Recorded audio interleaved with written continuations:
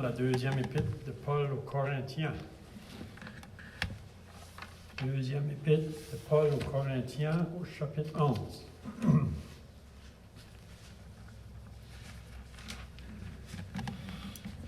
Donc, on continue toujours dans cette deuxième épître de Paul aux Corinthiens.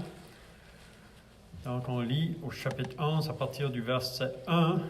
C'est toujours Paul ici qui est en train de défendre son ministère parce que des personnes s'avaient infiltré à Corinthe pour s'opposer à lui.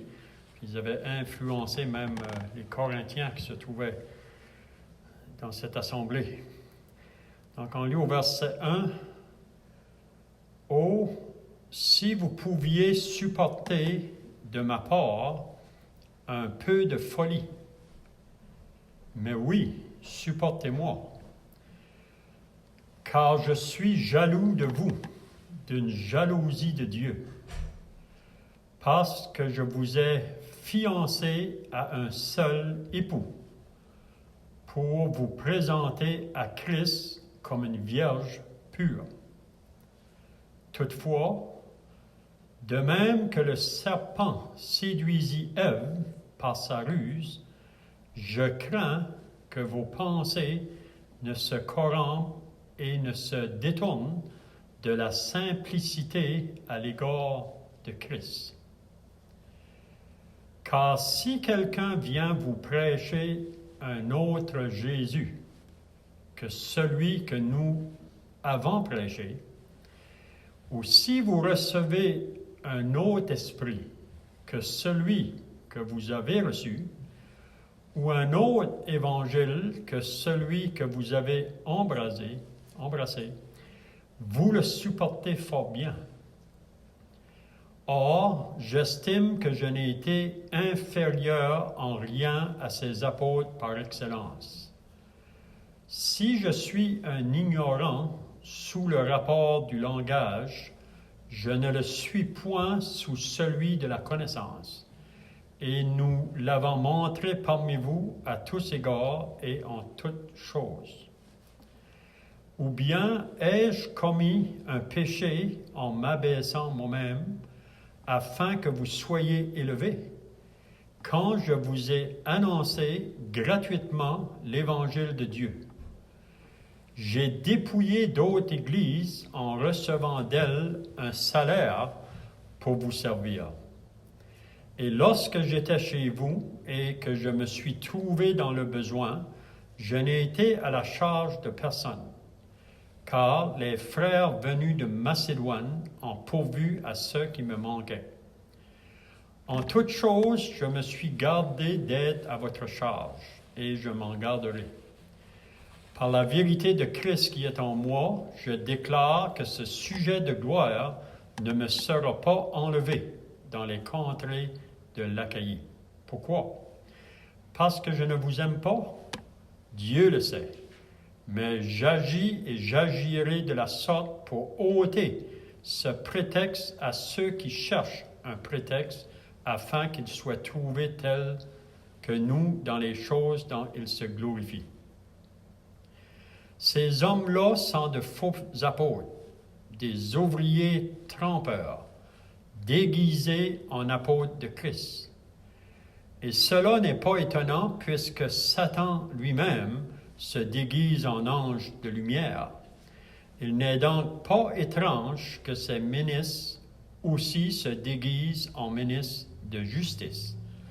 Leur fin sera selon leurs œuvres. Je le répète que personne ne me regarde comme un insensé. Sinon, recevez-moi comme un insensé, afin que moi aussi, je me glorifie un peu. Ce que je dis avec l'assurance d'avoir sujet de me glorifier, je ne le dis pas selon le Seigneur, mais comme par folie.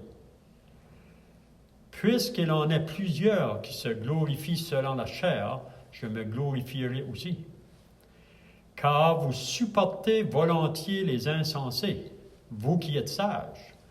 Si quelqu'un vous asservit, si quelqu'un vous dévore, si quelqu'un s'empare de vous, si quelqu'un est arrogant, Si quelqu'un vous frappe au visage, vous le supportez.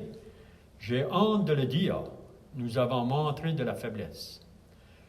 Cependant, tout ce que peut oser quelqu'un, je parle en insensé. Moi aussi, je l'ose. Sont-ils hébreux? Moi aussi. Sont-ils israélites? Moi aussi. Sont-ils de la postérité d'Abraham? Moi aussi. Sont-ils ministres de Christ? Je parle en termes extravagants. Je le suis plus encore, par les travaux, bien plus. Par les coups, bien plus. Par les emprisonnements, bien plus. Souvent en danger de mort.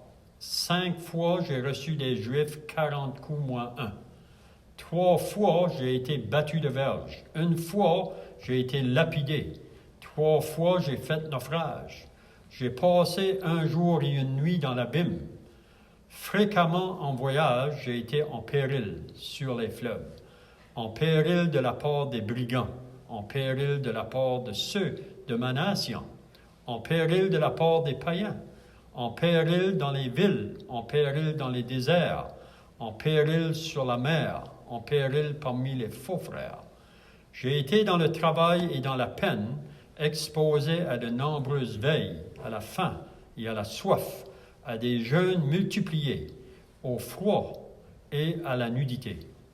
Et sans parler d'autre chose, je suis assiégé chaque jour par les soucis que me donnent toutes les églises. Qui est faible que je ne sois faible? Qui vient à tomber que je ne brûle?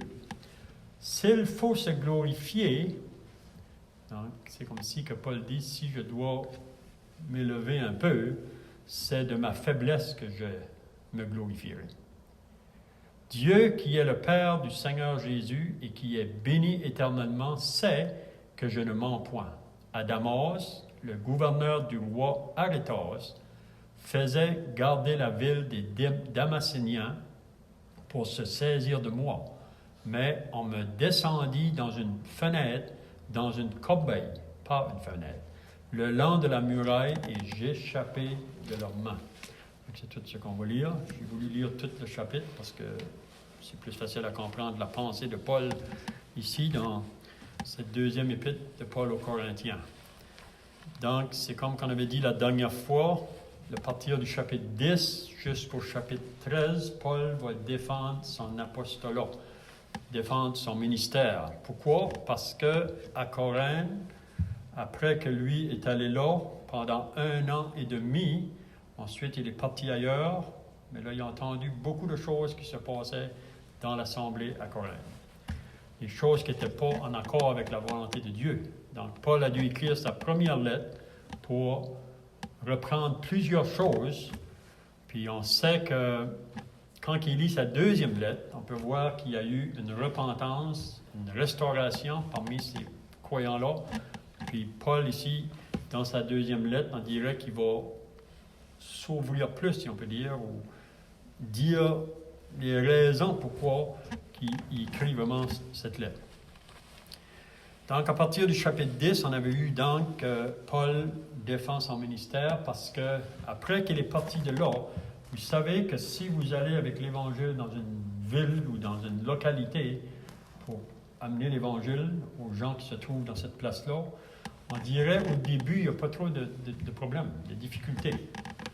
Mais c'est le moment qu'il y a quelqu'un qui se trouve dans la ville, qui répond à ce message-là et qui est sauvé. C'est là souvent que les persécutions vont surgir. Vous savez, le diable, il travaille toujours contre l'œuvre de Dieu. Donc, si Dieu fait une œuvre dans une place, les âmes sont sauvées, c'est pas longtemps après que le diable va venir pour essayer de mettre des embûches, des obstacles pour empêcher les croyants d'avancer ou progresser dans les choses spirituelles. Donc, c'est ça qui est arrivé à Corinthe, vraiment. À Corinthe, on peut voir, après que Paul est parti de là, on pourrait dire probablement que quand il était là, l'Assemblée a resté fidèle. Moi, l'Assemblée marchait dans un aspect spirituel, mais après qu'il est parti, on ne sait pas vraiment qu'est-ce qui est arrivé, mais on voit que les Corinthiens ont pris le côté de la chair, puis ça a amené toutes sortes de difficultés parmi eux. Puis la raison que je crois, pourquoi qu'il y avait ces personnes-là que Paul mentionne ici, des faux, qui se sont infiltrés dans l'assemblée à Corinthe, c'est parce que la condition de l'assemblée était dans un état charnel. Donc, quand on devient dans un état charnel, on perd le sens spirituel. On va perdre le sens spirituel. On ne pourra pas discerner le vrai avec le faux. Puis c'est là souvent le danger qui se fait, même dans nos vies personnelles ou dans une vie de l'assemblée. Mais ici, Paul, il va parler d'une manière, on dirait que ça ressemble de la folie.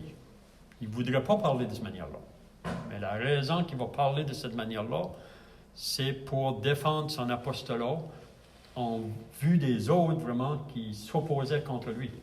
Les autres personnes qui s'avaient infiltrées, là, puis il les nomme vraiment des faux apôtres, des faux ministres, des faux frères, qui sont infiltrés. Puis je crois que dans une assemblée, on peut arriver là, comme j'ai dit tout à l'heure, si on est dans une condition charnelle, on pourrait avoir des faux dans l'assemblée, on pourrait avoir la condition charnelle dans l'assemblée, puis aussi du spirituel. Parce qu'on croit qu'à Corinthe, il y avait quand même des personnes qui ont resté fidèles à travers de tout ce qui se passait dans cette assemblée. Donc ici, Paul dit au verset 1, « Aussi vous pouviez supporter de ma part un peu de folie. » Donc, il va parler d'une manière qu'il n'aurait pas parlé avant, si on peut dire. Mais ici, il veut parler de cette manière-là, comme je disais, en vue qui sont infiltrés là, puis qui travaillent contre lui. Donc, il dit, mais oui, supportez-moi. Puis, il dit premièrement, car je suis jaloux de vous, d'une jalousie de Dieu.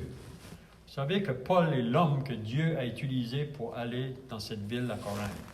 Si vous lisez dans les Actes au chapitre 18, c'est là que Paul a rentré dans cette ville de Corinthe. Une ville qui était associée à l'idolâtrie, au temple de prostitution, une ville associée au péché. Une grande ville. C'est-à-dire que la ville de Corinthe pouvait contenir 500 à 700 000 habitants. Donc le péché abondait. Puis quand que Paul arrivait dans cette ville-là, on lit au chapitre 2 de la première épître, il dit qu'il est arrivé là, je pense dans la deuxième épître, qu'il est arrivé là dans le tremblement, dans la crainte, dans la faiblesse. Il se sentait vraiment sans force. Mais il y avait juste une chose, c'était Jésus-Christ et Jésus-Christ crucifié. Donc il a prêché dans cette ville-là, plusieurs personnes ont été converties. Puis une assemblée a été établie à Corinthe. Vous pouvez vous imaginer une assemblée de Dieu dans une ville qui est corrompue. C'est ça que Dieu fait encore aujourd'hui.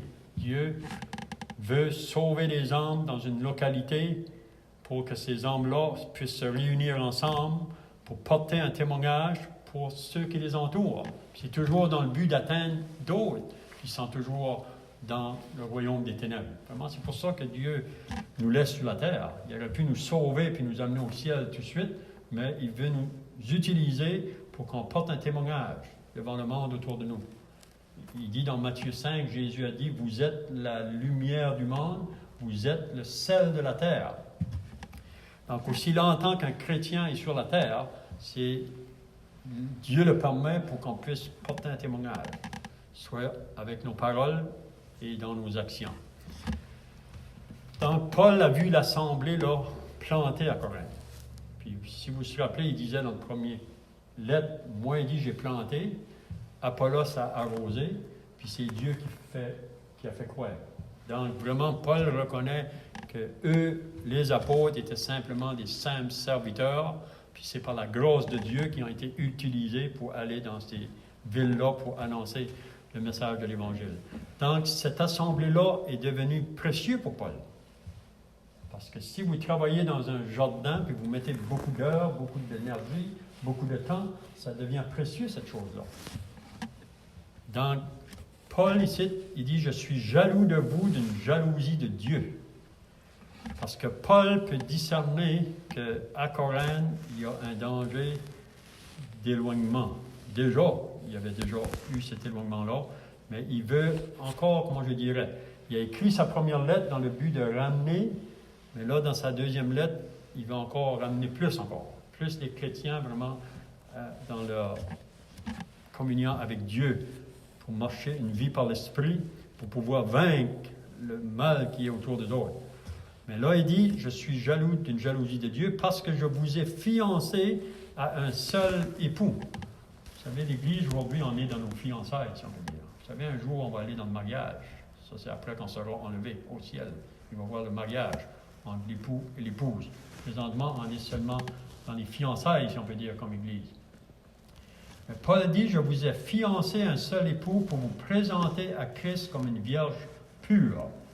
Donc, Paul voudrait, comme croyant qui est associé au corps de Christ qui est l'Église, qu'on puisse rester fidèle à notre époux, si on peut dire. Il voudrait qu'on marche dans une vie en portant un témoignage dans le but d'amener d'autres à Christ. Et là, il va dire, toutefois, de même que le serpent séduisit Ève.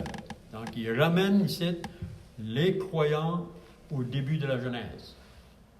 Puis, il va parler concernant Ève. Vous savez que dans le jardin d'Éden, Dieu avait placé Adam et Ève.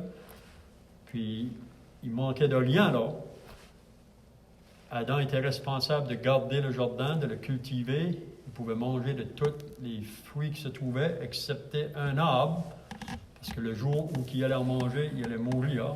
Donc Adam et Ève étaient bien conscients du commandement que Dieu leur avait donné. Vous connaissez l'histoire. Le diable est venu par le serpent. C'est ça qu'il dit ici. Toutefois, de même que le serpent séduisit Ève par sa ruse, je crains que vos pensées ne se corrompent et ne se détournent de la simplicité à l'égard de Christ. Donc, Paul avait une crainte que les chrétiens à Corinthe pouvaient être séduits par le serpent, par celui qui avait séduit Ève. Il avait peur que pour les autres aussi, pour être séduits, pouvaient être détournés de la simplicité de Christ. Christ, si on lit les évangiles, pour moi, c'est un homme simple, un homme humble, un homme doux, un homme qui toujours faisait du bien à ceux qui venaient en contact avec lui, même dans ses enseignements. Si vous lisez les enseignements de Jésus dans les évangiles, souvent il utilise des choses très simples, très simples. Il prend des histoires de la vie courante, sortant dans ses paraboles, pour expliquer une vérité spirituelle. Donc il prend des choses très simples. Donc, il va parler de deux portes. Il va parler de deux chemins. Il prend des choses très simples. Donc, Paul dit, j'ai craint à Corinthe que vos pensées soient détournées de ça, de la simplicité. Puis là, il va dire une raison, car si quelqu'un vient vous prêcher un autre Jésus, qu'est-ce que Paul veut dire quand il dit à ces Corinthiens, si quelqu'un vient vous prêcher un autre Jésus, qu'est-ce qu'il veut dire? Vous savez, Paul a prêché le vrai Jésus. Le vrai Jésus qui, avant de venir sur terre, était le Fils éternel de Dieu. Il a quitté le ciel volontairement pour faire la volonté du Père, pour venir sur terre. Puis on sait qu'à l'âge de 12 ans, il a dit la raison pourquoi il était venu, c'était pour venir faire la volonté de son Père. Donc il y a seulement un seul vrai Jésus associé à celui qui était Fils éternel de Dieu avant de venir sur terre. Mais vous savez aujourd'hui que dans les religions qui nous entourent, puis dans les sectes qui nous entourent, il y a beaucoup de personnes qui parlent d'un Jésus. Mais beaucoup d'entre eux ne parlent pas du Jésus que Paul prêchait. On a l'exemple aujourd'hui de personnes qui nous disent que leur Jésus qu'ils prétendent connaître, ou qui prétendent que c'est le même que nous, ils disent que ce Jésus-là n'était pas le Fils de Dieu. Il n'est pas le Fils de Dieu. Ils ne croient pas que ce Jésus qu'on prêche a vécu avant de venir sur terre, ou qui existait avant de venir sur terre. Donc, ces personnes-là vont vous dire que Jésus n'est pas le Fils de Dieu. Donc, si le Jésus qui nous annonce n'est pas le Fils de Dieu, pour moi, c'est un autre Jésus. Ce n'est pas le même Jésus que Paul a prêché. Il y en a d'autres qui vont vous dire qu'il n'est pas Dieu. Ils disent que Jésus n'est pas Dieu. Ils ne veulent pas reconnaître la déité du Seigneur Jésus-Christ. Pourtant, dans la parole de Dieu, c'est très clair. Au commencement était la parole était avec Dieu, la parole était Dieu, en parlant de Jésus. Puis même qu'il y a une certaine secte aujourd'hui, si vous regardez dans leur traduction qu'ils amènent de la Bible, ils vont mettre et la parole était un Dieu avec un D minuscule, parce qu'ils ne reconnaissent pas que Jésus est Dieu. Donc, ce Jésus qui nous annonce, ce n'est pas le même Jésus que Paul a prêché. Il y a un autre groupe aujourd'hui qui vont vous dire que Jésus n'a pas péché quand il était sur la terre, mais qu'il aurait pu pécher. Mais ça, c'est encore un autre Jésus pour moi. Ce n'est pas le Jésus de la Bible. Parce que Jésus, qui était Dieu manifesté en chair, ne pouvait pas pécher. Il l'a prouvé. Le frère l'a mentionné un matin dans la prière, quand il a été tenté dans le désert par le diable. Vraiment, il a été tenté, Dieu l'a permis pour prouver vraiment qui il était. Il ne pouvait pas succomber à la tentation. Donc, les personnes qui venaient autour d'eux, puis comme aujourd'hui, il y a beaucoup de groupes aujourd'hui autour de nous autres qui prétendent de parler de Jésus, mais si vous les questionnez, ils n'ont pas le Jésus que Paul nous a présenté dans la parole de Dieu. Donc, si quelqu'un vient vous prêcher un autre Jésus que celui que nous vous avons prêché, ou si vous recevez un autre esprit que celui que vous avez reçu. Vous savez, il y a juste un Saint-Esprit. Il n'y en a pas deux. Il y en a un. Notre frère a parlé de ça ce matin. Quand le Seigneur a dit, je vous enverrai le Saint-Esprit ou le Consolateur, il y en a juste un. Mais il y a beaucoup de faux esprits. Beaucoup de personnes aujourd'hui sont pris avec il y a beaucoup de faux esprits. Quand ça va sur le côté de l'erreur, il y a beaucoup de mauvais esprits. Mais en tant que le côté de Dieu, il y a un seul esprit. Puis même on lit dans 1 Corinthiens 12 que c'est par le Saint-Esprit que Dieu utilise là, pour donner des dons aux enfants de Dieu, pour fonctionner dans l'Église. Puis ensuite, il va nous dire une troisième chose que vous avez reçu, et si celui que vous avez, ou un autre évangile que celui que vous avez embrasé, vous le supportez fort bien. Un autre évangile. Si vous lisez dans l'Épître aux Galates, au chapitre 1, Paul met ça bien clair, qu'il y a seulement un évangile. Puis si quelqu'un viendrait, que ce soit un ange ou nous-mêmes, vous annoncez un autre évangile, qu'il soit anathème. Donc, l'idée d'un autre évangile, c'est de dire que l'œuvre de Christ sur la croix n'est pas suffisante pour le salut de l'âme. C'est dire que c'est vrai, Jésus est mort sur la croix, il a accompli une œuvre, mais nous, il faut ajouter à ça pour être sauvé. Vous savez, l'Épître aux Galates, si vous lisez, il y a des personnes qui sont venues après que Paul a passé par là pour leur annoncer l'Évangile, puis eux, ils disaient, ce que Paul vous annonçait, c'est bien, mais il faut aussi être circoncis pour être sauvé. Il faut aussi obéir les œuvres de la loi pour être sauvé. Donc, il ajoutait. Pour moi, un autre évangile, c'est le moment qu'on ajoute à l'œuvre de Christ. Même aujourd'hui, ça peut être bien simple. Ils vont dire, Jésus a fait sa part, mais il faut aussi faire votre part. On veut en dire que vous avez un petit peu à faire dans cette œuvre-là. Non? Ça, c'est un autre évangile. Donc, il continue ensuite pour dire, j'estime que je n'ai été inférieur en rien à ces apôtres. Donc, ici, il parle vraiment, ces apôtres, là, c'est des faux apôtres. C'est quelque chose pareil quand on s'arrête pour penser. Vous savez, le diable est un imitateur. Puis le diable ne peut pas imiter quelque chose qui n'est pas vrai. Vous savez, on ne peut pas imiter une fausse monnaie, là, s'il n'y a pas une vraie monnaie. On ne peut pas imiter un faux vent s'il n'y a pas un vrai vent de l'or. Donc, le diable, aujourd'hui, il travaille contre Dieu, puis pour détourner les gens, il va se placer dans une position qui est semblable. Vous savez, qui est vrai, qui est vraiment difficile à détecter.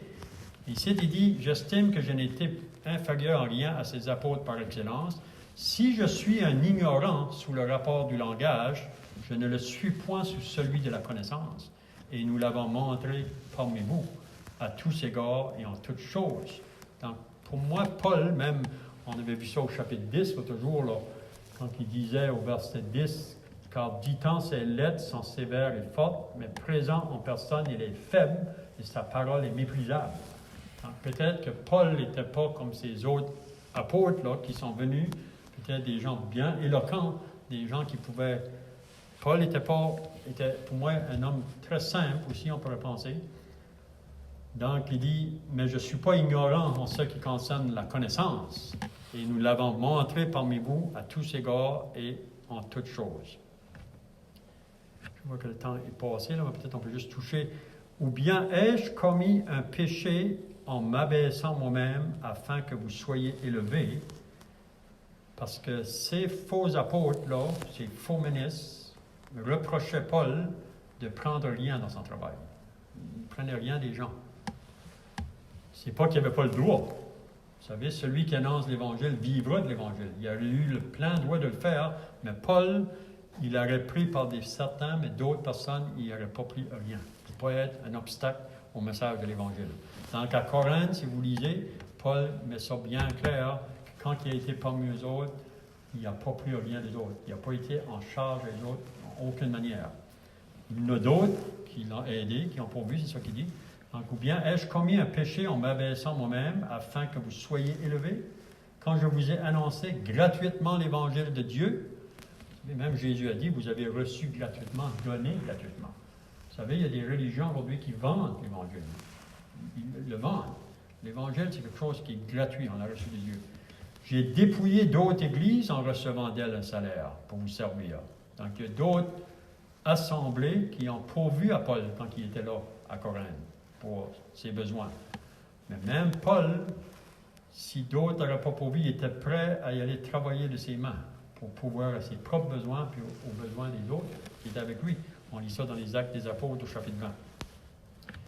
J'ai dépouillé d'autres églises en recevant d'elles un salaire pour vous servir, et lorsque j'étais chez vous et que je me suis trouvé dans le besoin, c'est beau vraiment qu'est-ce qu'il dit, je n'ai été à la charge de personne.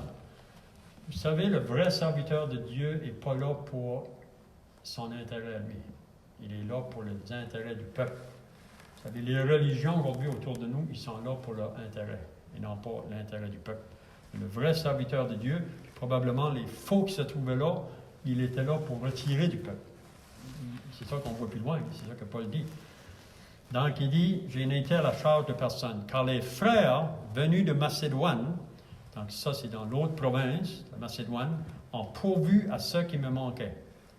Je termine avec ce verset-ci. En toutes choses, je me suis gardé d'être à votre charge et je m'en garderai.